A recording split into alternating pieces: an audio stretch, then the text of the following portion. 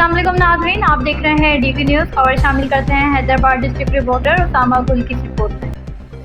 हैदराबाद में Pakistan press club में press conference करते हुए मरहूम ज़फ़्फ़ार सज्जावल खान कातियार के वारिस हरवली कातियार ने कहा कि उनकी 63 एकड़ अराज़ी भिड़शा के मुकदमे गुज़िश्ता 42 साल से मुख्तलिफ अदालतों में ज़ेर समाअत है। उन्होंने कहा कि 2001 में हैदराबाद हाई कोर्ट ने उनके हक़ में फैसला दिया जो PLD 2002 में भी बाकायदा शाया हुआ, मगर आज तक उस पर अमल दरामद नहीं किया गया।